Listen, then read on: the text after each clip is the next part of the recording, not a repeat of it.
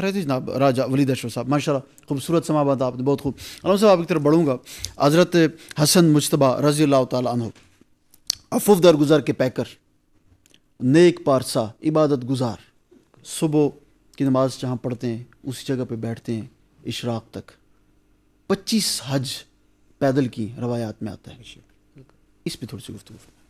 حضرت سیدنا امام حسن مجتبیٰ رضی اللہ تعالیٰ عنہ علیہ السلام، جہاں تک آپ کی عبادت، ریاضت، زہد اور تقوی کا سلسلہ ہے، ورع کا جو عالم ہے، وہ اس وجہ سے بھی ہے چونکہ آپ کی یہ تربیت آپ کی مٹی میں کیا بات رکھی گئی ہے، تھی۔ کیا بات ہے، بہت خوب۔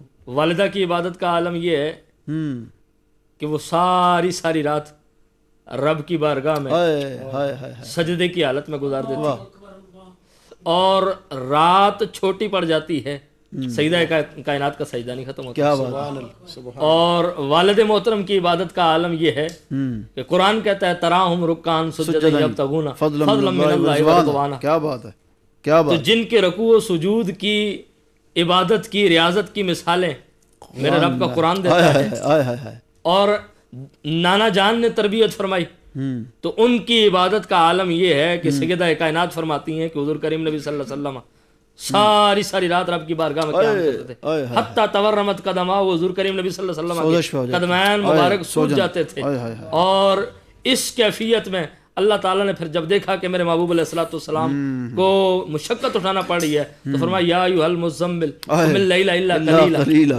تو اب یہاں پر جس ہستی کی ہم بات کرنا چاہ رہے ہیں، ان کی تربیت ان ہستیوں نے کی ہے جن کی عبادت کی مثالیں قرآن نے دی ہیں۔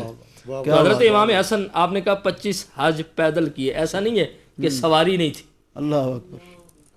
جو روایت آپ سامنے رکھنا چاہ رہے تھے اس میں آتا ہے کہ سواری موجود ہوتی تھی، واہ، اور آپ خود اپنے سواری کے آگے چل کے جاتے ہیں۔ کیا بات ہے، گویا کہ عبادت میں مشقت اٹھانا اس گھرانے کی ریت ہے۔ حضرت مولا کائنات، چونکہ رمضان کا مہینہ چل رہا ہے، مولا کائنات علی المرتضیٰ شیر خدا رضی اللہ تعالیٰ عنہ نے جب اپنی پسند کی چیزوں کا ذکر کیا، وہ اس حدیث میں کہ جہاں حضور نے اپنی 3 پسند کی چیزیں ذکر فرمائی، تو مولا کائنات نے فرمایا مجھے جہاں اور چیزیں پسند ہیں وہاں فرمایا مجھے ماہ رمضان کے گرمیوں میں روزے رکھنا پسند ہے۔ کیا بات۔ تو عبادت میں مشقت اٹھانا اس گھرانے کی شروع سے ریت ہے۔ تو آپ پیدل حج کر رہے ہیں، مشقت اٹھا رہے ہیں، اور حضرت امام حسن بصری فرماتے ہیں، سبحان اللہ، کہتے ہیں میں نے ایک شخصیت کو دیکھا کہ کعبہ کے غلاف کو پکڑ کر لپٹ کر زارو قطار رو رہی ہے، تھاڑے مار رہے، اور ایسا لگتا ہے کہ کائنات میں اس سے بڑا کوئی جو ہے وہ گناہگار نہیں ہے۔ اللہ، کہنے لگے میں دیکھ کر بڑا حیران ہوا، بڑا پریشان ہوا کہ اتنی گری اوزاری۔ کہتے ہیں تھوڑی دیر کے بعد جب وہ آپ غلاف کعبہ سے ہٹے تو میں قریب چلا گیا۔ امام حسن بصری فرماتے ہیں، اور حضرت امام حسن بصری بھی اتنا بڑا نام اسی لیے ہے کہ ان کی تربیت بھی اسی گھرانے نے کی ہے۔ کیا بات ہے، کیا بات ہے۔ تو حضرت امام حسن بصری کہتے ہیں میں قریب چلا گیا، میں نے پوچھا کہ جناب آپ رو رہے تھے، آپ جو ہے وہ بڑی گریہ وزاری کر رہے تھے، آپ کون ہیں، آپ کا تعارف کیا؟ کہنے لگے مجھے امام حسن کہتے ہیں، میں رسول اللہ کا بیٹا ہوں، میں علی المرتضیٰ کا بیٹا ہوں، میں سیدہ فاطمہ کا لخت جگر ہوں۔ کہتے ہیں میرے پاؤں کے نیچے سے زمین نکل گئی۔